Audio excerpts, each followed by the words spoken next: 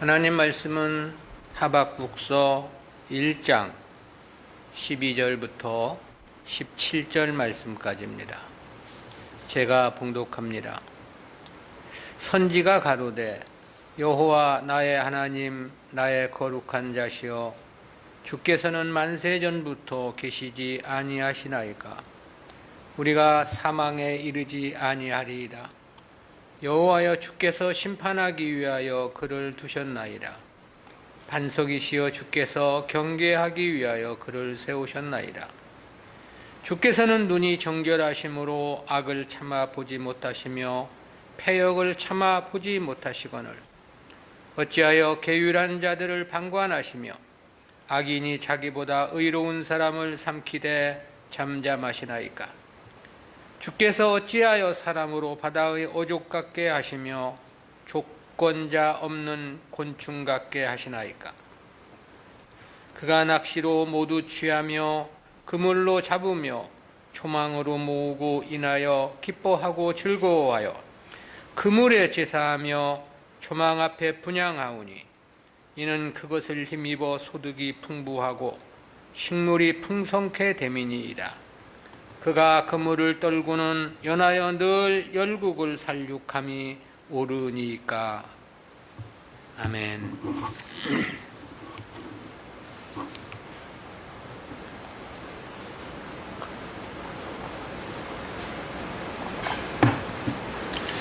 오늘은 하박국의 두 번째 질문이라는 제목으로 말씀을 듣습니다.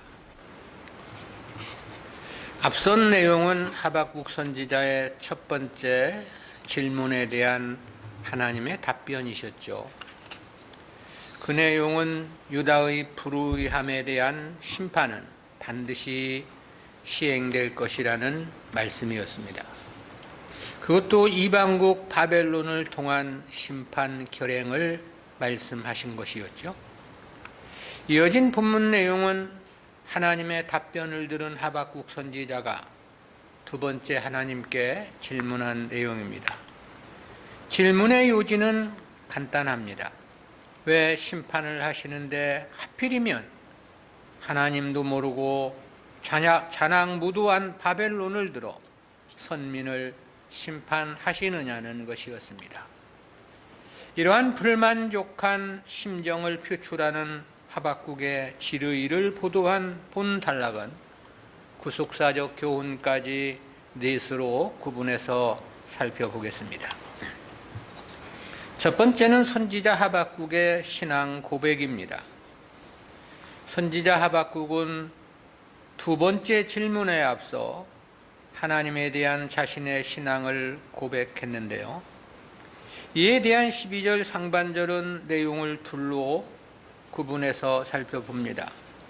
첫 번째는 선지자가 가로되 여호와 나의 하나님 나의 거룩한 자시여 주께서는 만세전부터 계시지 아니하시니까. 여기서 선지자가 가로되라는 원어는 원래 원문에는 없습니다. 그렇지만 본단락이 앞선 5절부터 11절까지 보도한 하나님의 말씀과의 구별을 위해서 의역을 한 것입니다. 원문은 12절이 주께서는 계시지 아니하시니까라는 문장으로 시작이 됩니다. 그리고 이어진 내용은 하나님의 절대 초월자 되심에 대한 선지자의 신앙 고백이 제시되어 있습니다. 그러면서 선지자는 하나님의 속성을 반영하는 네 가지 표현으로 하나님을 표명했습니다. 가장 먼저 표현된 것은 여호와입니다. 이는 스스로 계신 분, 곧 자존자란 의미를 나타내는 하나님 이름입니다. 아울러 하나님은 언약의 하나님이라는 의미, 즉 하나님은 선민과 맺은 언약은 반드시 지키심을 강조하는 하나님의 이름입니다. 그 다음은 나의 하나님 그랬는데요. 이에 해당하는 히브리어 엘로하이는 거룩한 분, 만세전부터 계신 분, 그런 뜻입니다. 그리고 이어 나의 거룩한 자시여 그랬습니다. 이에 해당하는 히브리어 케도시는 죄와 부정, 불의로부터 완전히 구별된 하나님의 의로우신 면모를 강조하는 이름입니다. 끝으로는 만세 전부터 계신 그랬습니다. 이는 시간을 초월하여 계신 영원하신 하나님을 가리킨 표현입니다. 이런 선지자의 하나님 고백은 하나님에 대한 속성을 나열한 것이라고 말할 수 있습니다. 그리고 이는 하나님은 절대 초월자란 사실을 높이며 부각시킨 것이라고 말할 수 있습니다. 두 번째는 우리가 사망에 이르지 아니하리라 그랬습니다. 이는 절대 초월자 되신 하나님을 높인 선지자가 선민에 대한 하나님의 보호하심을 고백한 내용입니다. 즉 하나님은 절대 선민을 버리시거나 멸망에 이르게 하지는 않으실 것이라는 사실을 확신한 고백인 거죠.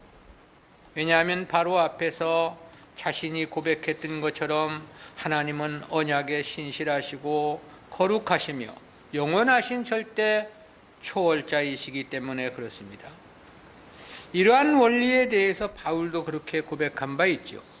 로마서 8장 38절 39절입니다. 내가 확신하노니 사망이나 생명이나 천사들이나 권세자들이나 현재일이나 장래일이나 능력이나 높음이나 깊음이나 다른 아무 피조물이라도 우리를 우리 주 그리스도 예수 안에 있는 하나님의 사랑에서 끊을 수 없으리라. 두 번째는 바벨론을 통해 선민을 심판하심에 대한 항변인데요. 이 본문은 하나님의 초월적 지위와 선민 보호를 고백한 선지자가 악한 자를 들어 선민을 심판하시는 이유가 무엇인지에 대해 항변한 질문입니다. 이에 대한 12절 하반절부터 14절까지는 네 단락으로 구분해서 살펴봅니다. 첫 번째는 12절 하반절에서 여호와여 주께서 심판하시기 위하여 그를 두셨나이다. 반석이시여 주께서 경계하기 위하여 그를 세우셨나이다 그랬습니다. 이는 선지자 스스로가 하나님께서 바벨론을 들어 사용하시는 목적을 밝힌 부분인데요. 여기서 하박국은 하나님께서 바벨론을 들어서 사용하시는 목적을 두 가지로 표명을 했습니다.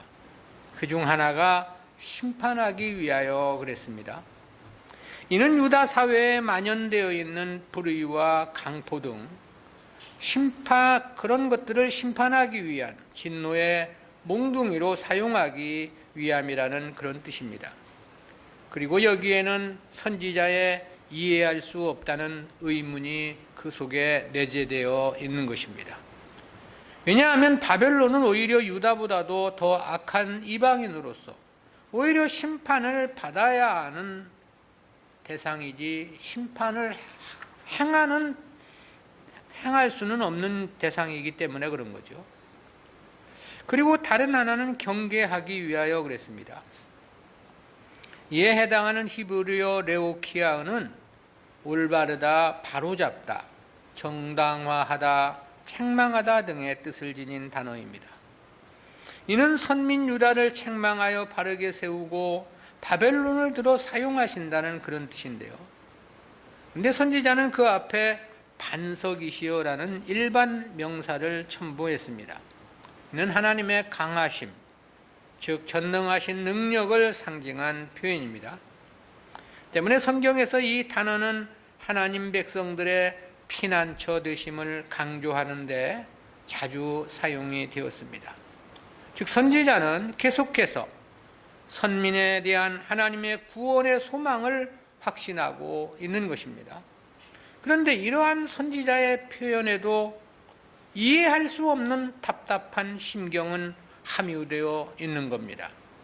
그것은 유다가 징계를 받는 것은 당연하지만 어떻게 더 악한 자들을 들어서 징계를 하시느냐는 의문이 그것인 거죠. 두 번째는 13절 상반절에서 주께서는 눈이 정결하심으로 악을 참아 보지 못하시며 패역을 참아 보지 못하시거늘 어찌하여 괴울한 자들을 방관하시며 그랬습니다. 이는 왜 선민 유다보다 더 악한 바벨론을 방관하고 방치하시느냐는 항변입니다. 하박국은 이러한 자신의 논리의 증거로 가장 먼저 하나님의 눈의 정결하심을 말했습니다. 눈은 구약 성경에서 개인의 지향성을 나타내는 비유로 사용되는 경우들이 많습니다. 본문에서도 하나님의 성품, 하나님의 지향성과 관련해서 사용이 되었습니다. 정결하심으로 번역된 히브리어 테호르는 순수함, 청결함, 깨끗함이란 뜻으로서 본문에서는 하나님의 도덕성의 완전성을 나타내고자 사용이 되었습니다. 그러기에 이어 악을 참아 보지 못하시며 패역을 참아 보지 못하시거늘 그랬죠. 하나님은 도덕적으로 완전하실 뿐만이 아니라 공의로우신 분이 아니냐 그런 질문입니다. 그러기에 악에 대해서는 심판을 하시는 분이 아니자는 그런 뜻인 거죠. 실제 하나님은 이 세상을 창조하시고 그냥 수수방관하시는 분이 아니십니다. 불꽃 같은 눈으로 모든 것을 지켜보시며 선악간 모든 것을 판단하시고 아울러 심판하시는 하나님이시죠. 바로 이러한 하나님의 공의에 근거하여 선지자는 어찌하여 괴울한 자들을 방관하시느냐고 질문을 한 거죠. 앞서는 선민의 불의와 간악에 대하여 왜 하나님께서 심판하지 않으시느냐고 물었던 하박국이었습니다. 그런데 하나님은 바벨론을 들어 심판하실 것으로 답변해 주었던 거죠.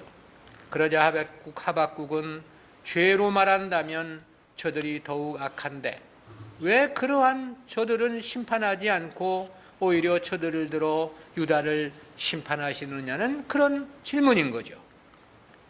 세 번째는 13절 하반절에서 악인이 자기보다 의로운 사람을 삼키되 참잠하시나이까 라고 했습니다. 이는 한 걸음 더 나아가서 바벨론이 선민 유다를 짓밟고 괴롭히고 있는데도 어찌하여 하나님은 잠잠하시느냐는 그런 질문인 거죠. 이러한 표현에서 보면 본서를 기록할 당시는 이미 바벨론의 침략이 있었던 것으로 추정이 됩니다. 1차 바벨론 포로가 있었던 때가 BC 605년이었고요. 2차 바벨론 포로는 BC 597년이었습니다. 제3차 포로는 그로부터 11년 후가 되는 BC 586년이었고요. 그러니 이때는 아마 1차 침략이 진행 중이거나 침략 이후였는지도 모릅니다. 그렇다는 것은 계율한 자들을 방관하신다고 함이나 의로운 사람을 삼키되 잠잠하시나이까라는 문장이 미완료 시제로 되어 있기 때문인데요. 이 미완료 시제란 이미 과거부터 진행된 일을 말하면서도 현재도 계속 진행형이라는 사실을 나타내는 문법이기 때문에 그렇습니다. 사실 이러한 문제는 오늘날의 성도들에게도 가장 이해하기 어려운 의문으로 다가올 수 있죠. 성도들보다 오히려 불신자들이 득세하는 경우는 말할 것도 없고요. 특히 성도들 가운데서도 믿음과 관계없이 진실한 믿음의 사람들이 더 큰 어려움을 당하는 경우들은 얼마든지 많습니다. 그것은 누가복음 15장에서 탕자를 맞아주는 아버지에 대한 큰 아들의 불평에서도 잘 나타내 주지요. 작은 아들은 자기 분깃을 받아가지고 집을 나가 허랑방탕한 삶을 살다가 돌아오게 되죠.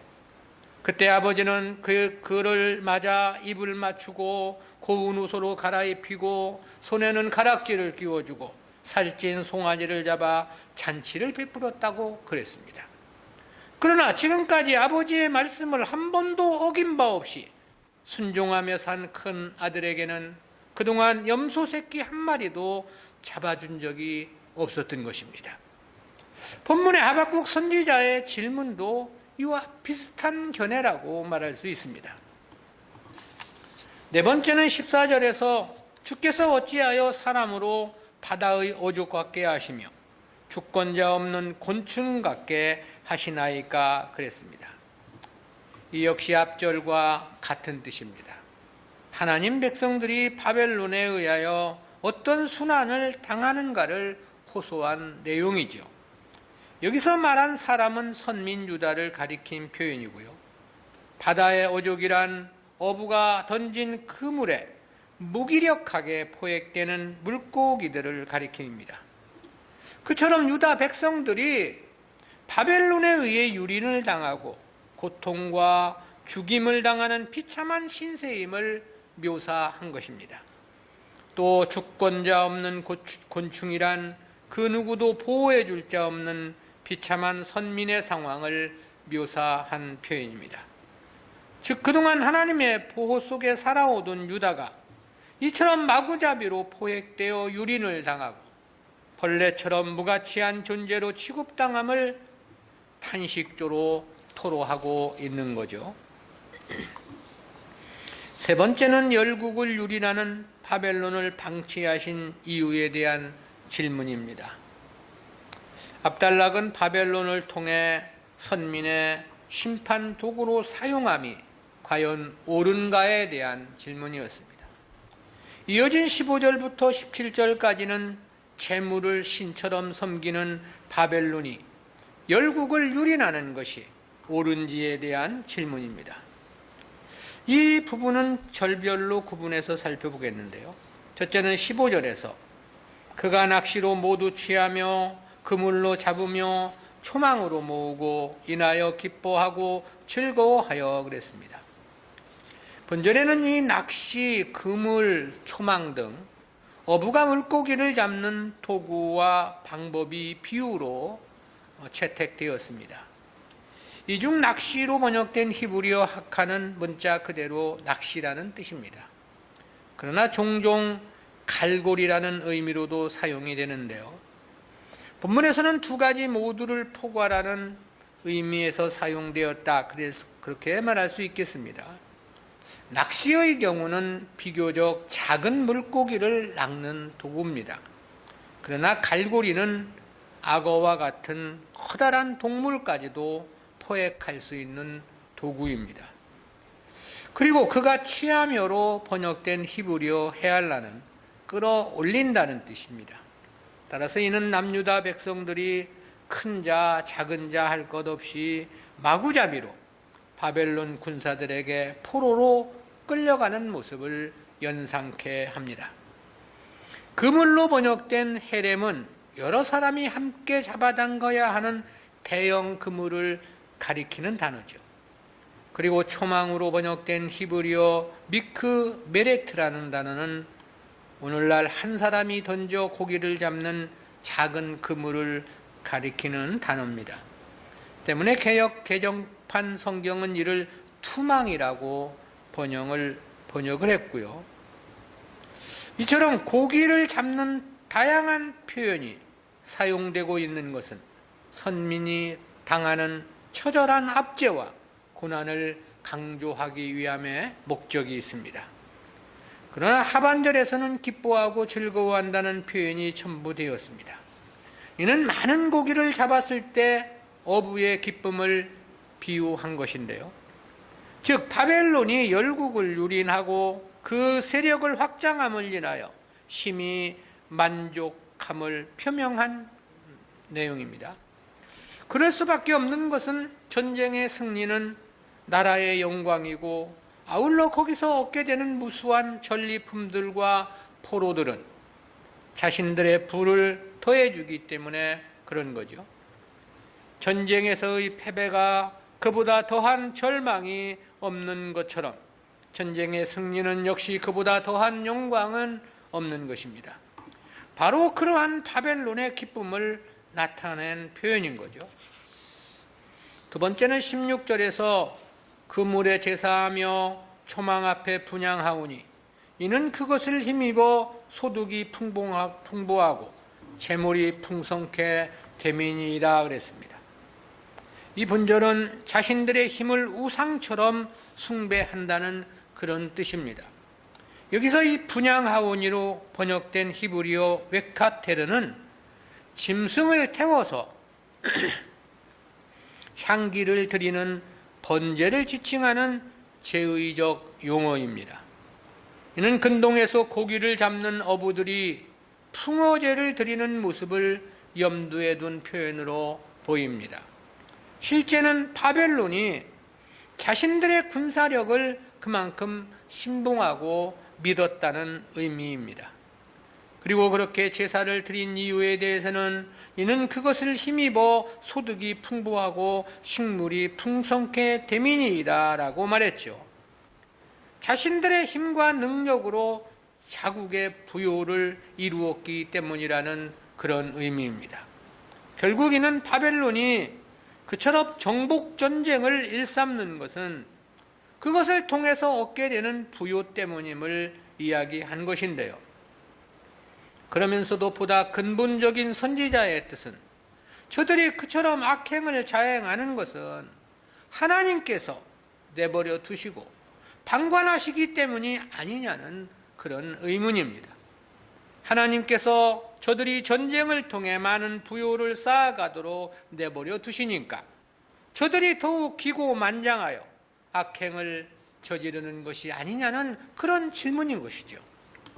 셋째는 17절에서 그가 그물을 떨고는 연하여 늘 열국을 살육함이 옳으니까 그랬습니다. 이는 하박국의 하나님께 대한 두 번째 질문의 결론입니다. 역시 바벨론의 악행이 과연 방치해도 되는가에 대한 항변 섞인 질문이죠. 여기서 이 그물을 떨고는 할 때 이 떨고는으로 번역된 히브리어 야리크는 어부가 고기를 더 잡기 위해 그물에 담겨 있는 고기를 비우는 상황을 묘사한 표현입니다. 그러나 이것이 상징하는 바는 바벨론이 정복전쟁을 거듭하며 열국을 유린하고 살육함을 나타내는 거죠. 그러기에 이어서 늘 열국을 살육함이 옳으니까라고 질문을 한 거죠. 이는 궁극적으로는 바벨론이 그처럼 선민 유다를 유린함이 과연 옳은 것인지에 대한 질문을 던진 겁니다. 이는 서류적 의문문으로서 결코 그것이 옳지 않다는 것을 확신하는 선지자의 심경을 표명함이라고 말할 수 있겠습니다. 결과적으로는 유다가 완악하여 하나님의 심판을 받아 마땅하지만 바벨론에 의해 살육을 당하는 것은 이해할 수 없다는 그런 질문인 거죠.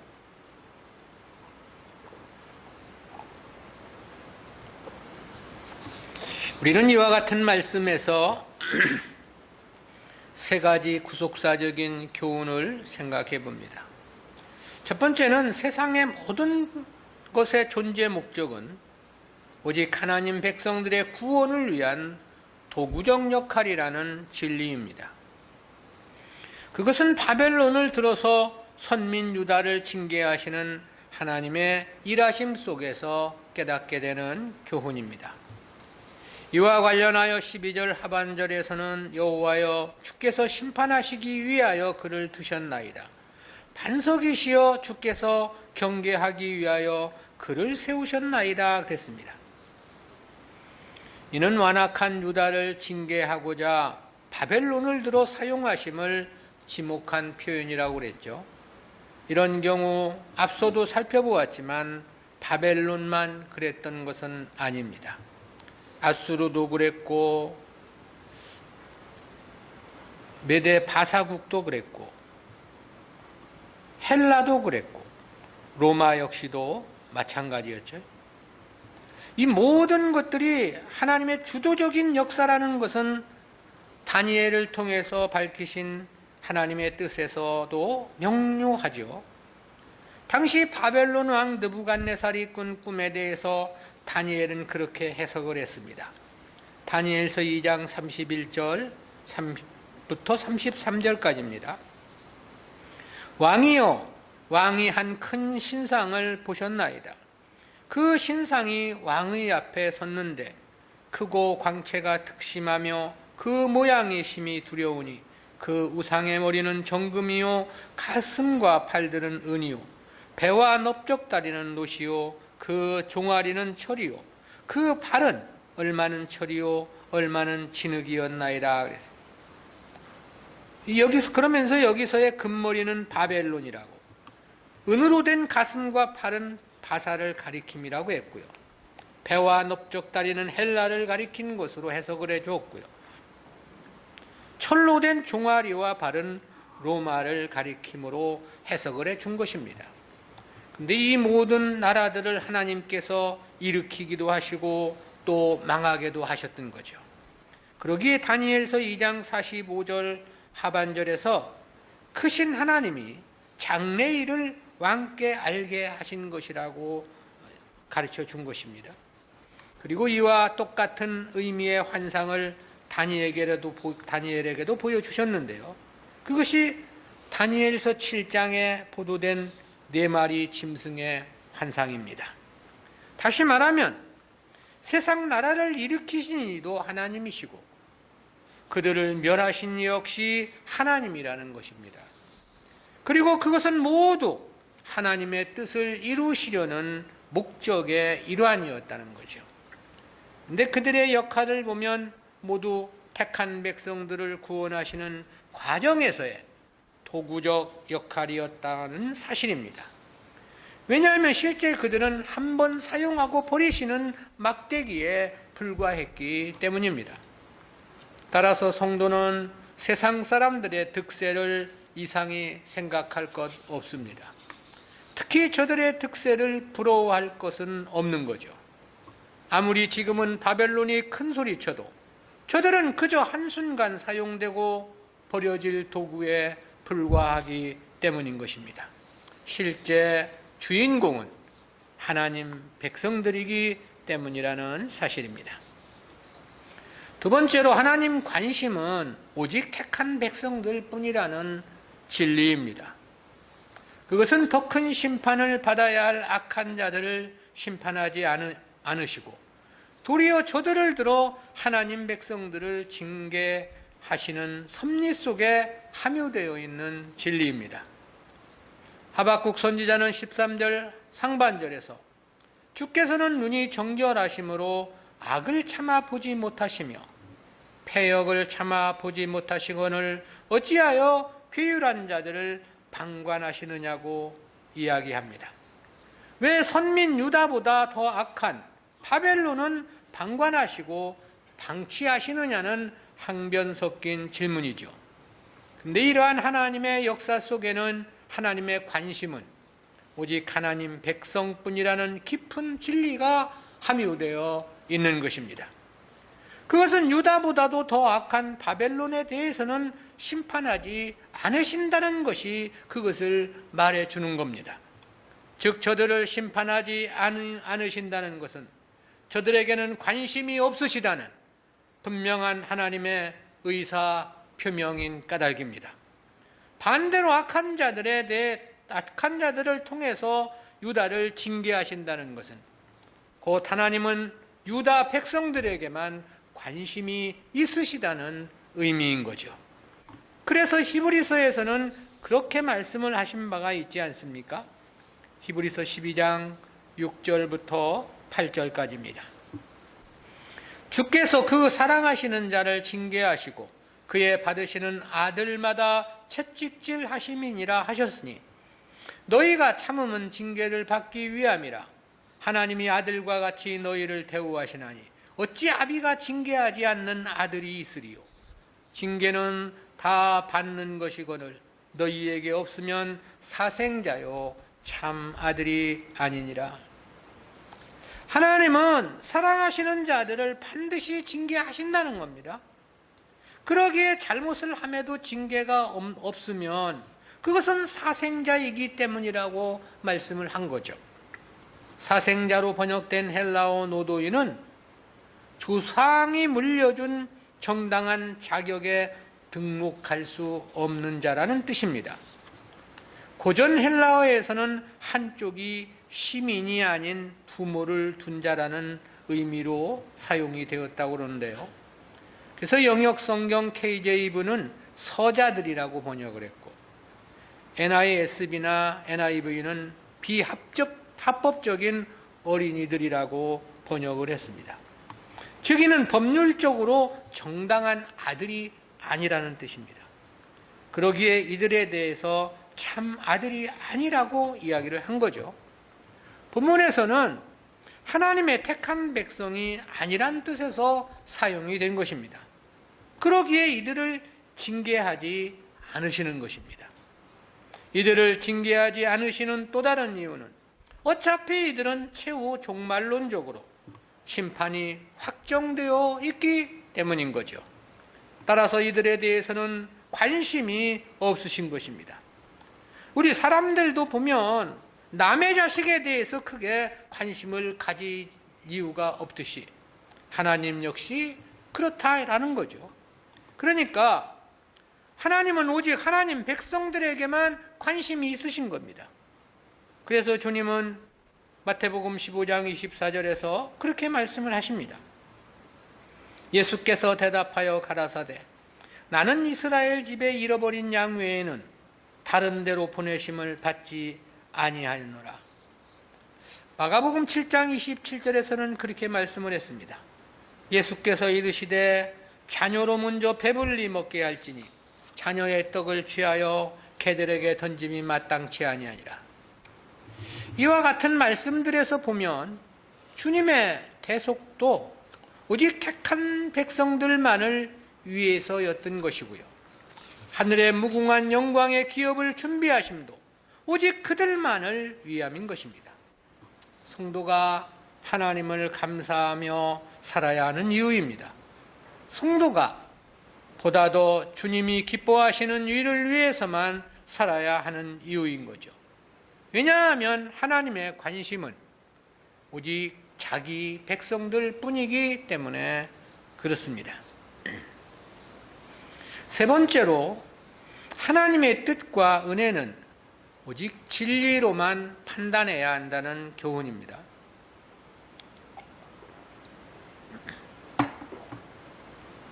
즉 표면적인 역사는 하나님의 뜻과 완전히 상반적일 수 있다라는 교훈입니다. 그것은 하박국 선지자가 답답한 심정을 토로하는 항의 섞인 서리적 질문 속에 함유되어 있는 교훈입니다. 사실 본문의 하박국 선지자의 불평을 들어보면 하나님은 오히려 바벨론 편이신 것 같기도 하죠. 13절 상반절에서는 주께서 눈이 정결하심으로 악을 참아 보지 못하시며 패역을 참아 보지 못하시거늘 어찌하여 괴율한 자들을 방관하시며 그랬습니다. 13절 하반절에서는 악인이 자기보다 의로운 사람을 삼키되 잠잠하시나이까 그랬습니다. 14절에서는 주께서 어찌하여 사람으로 바다의 오족 같게 하시며 주권자 없는 곤충 같게 하시나이까 그랬습니다. 15절에서는 그가 낚시로 모두 취하며 그물로 잡으며 초망으로 모으고 인하여 기뻐하고 즐거워하여 그랬습니다. 이어진 16절에서는 그물에 제사하며 초망 앞에 분향하오니 이는 그것을 힘입어 소득이 풍부하고 식물이 풍성케 됨이니이다 그랬습니다.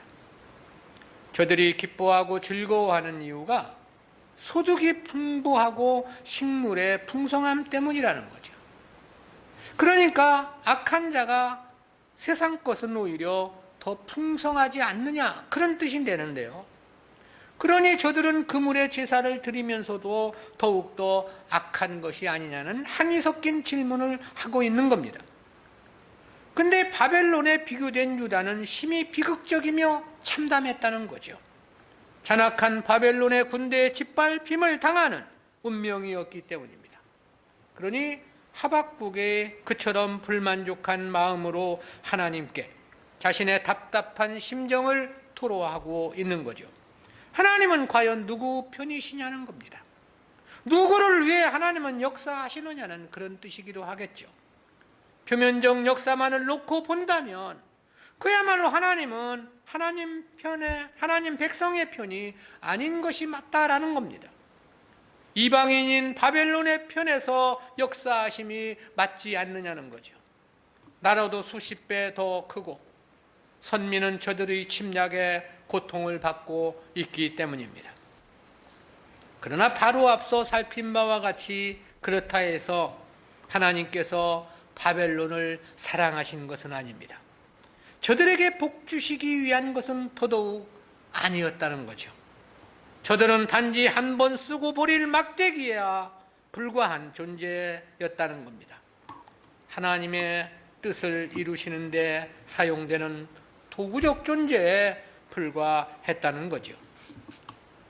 요셉이 바로의 신하라고 해서 하나님이 바로를 더 사랑하신 것이냐? 그렇지 않다 이 말입니다. 사울은 쫓는 자였고 다윗은 쫓기는 자였습니다. 그렇다 해서 하나님께서 사울 편에 계신 것이냐? 그렇지 않다 이 말이죠. 예레미야 선지자는 왕과 백성들로부터 미움과 핍박을 받는 위치였습니다. 그러나 하나냐 선지자는 왕과 백성들의 지지를 받는 위치에 있었죠. 그렇다 해서 하나냐가 하나님의 은혜를 받고 예레미야는 미움을 받는 것이냐? 그렇지 않았다 이 말입니다. 유대교는 십자가에 못 박는 위치고 주님은 십자가에 못 박히는 위치였습니다. 그렇다 해서 유대교가 하나님의 은혜가 넘친 것이냐? 그렇지 않다 이 말이죠. 마게도냐 교회는 많은 시련과 극한 가난에 처해 있었습니다. 그러나 고린도 교회는 재물이 풍성하여 왕처럼 살아간다고 바울이 지적한 바도 있지요. 그러나 그렇다 해서 하나님의 은혜가 고린도 교회에 넘친 것이냐? 그렇지 않다 이 말이죠. 나사로는 거지였습니다. 그렇기에 저는 부자가 먹다 버린 음식 찌꺼기를 주워 먹고 살았죠. 그러나 부자는 날마다 호화 찬란한 잔치로 죽는 날까지 인생을 즐기며 살았습니다. 그렇다 해서 부자가 하나님의 축복을 받은 것이냐? 그렇지 않다 이 말입니다. 따라서 성도는 절대 보이는 역사만을 놓고 하나님의 뜻을 판단해서는 안 됩니다. 세상 물질의 원리로 하나님 사랑을 평가해서는 안 된다 이 말이죠. 당장 오늘만의 형편을 두고 하나님의 은혜와 축복을 논해서는 안 되는 것입니다. 탕자의 비유에서 큰아들은 왜 나에게는 염소 새끼 한 마리도 잡아주지 않느냐고 불평을 했죠. 그의 아버지는 누가복음 15장 31절에서 내 것이 다 내 것이 아니냐고 답변하십니다. 아버지는 이미 자신의 전 재산을 큰아들의 것으로 확정하고 있었다 그런 뜻이죠. 그러니 그 작은 염소 새끼 한 마리로 평가하지 말라는 거 아닙니까? 당장 오늘만을 보고 불평하지 말라는 의미인 거죠. 따라서 하나님의 은혜와 축복은 오직 진리로만 평가해야 한다라는 것입니다. 오직 영적인 측면, 하나님 나라와 관련해서 평가해야 하는 겁니다. 표면적 역사는 얼마든지 상반되게 나타날 수 있는 까닭입니다. 보이는 세상사 일은 얼마든지 역으로 나타날 수 있기 때문인 거죠. 특히 하나님께서 자기 백성들에게 주시고자 하시는 진정한 축복은 세상이 아닌 것입니다. 하나님의 나라 영생의 복이기 때문에 그럴 수 있는 일이다 라는 것입니다. 하나님 나라의 소망을 가져야 합니다. 그리고 그 나라를 위한 삶이 될 수 있도록 마음과 뜻을 다해야만 하는 것이죠. 기도하십니다. 사랑의 하나님 은혜 감사합니다. 오늘도 왜 악한 자를 들어 선민을 괴롭히고 심판하시느냐는 하박국 선지의 항변 섞인 질문 속에서 하나님의 귀한 역사를 깨닫게 해주심 진실로 진실로 감사합니다. 세상의 모든 것들의 존재 목적은 하나님 백성들의 구원을 위한 도구적 역할이라는 사실 깨닫게 해주신 진실로 감사하고, 하나님의 관심은 오직 하나님의 택한 백성들 뿐이라는 진리 또한 깨닫게 해주심 진실로 진실로 감사합니다. 세상을 오늘만을 보고 평가하지 않고, 또한 물질적인 것을 가지고 평가하지 않으며 오직 진리로만 판단해야 한다는 귀한 교훈 깨닫게 해주심도 진실로 감사합니다. 주여, 저희들에게 더 깊고 깊은 하나님의 말씀의 깨달음을 주셔서 진실로 하나님이 이루어 가시는 그 고귀한 구원의 역사에 저희들이 드려지고 쓰임받으며 헌신하며 충성함으로 영광을 돌릴 수 있도록 인도해 주옵소서. 감사드리옵고 예수님의 이름으로 기도드리옵나이다. 아멘.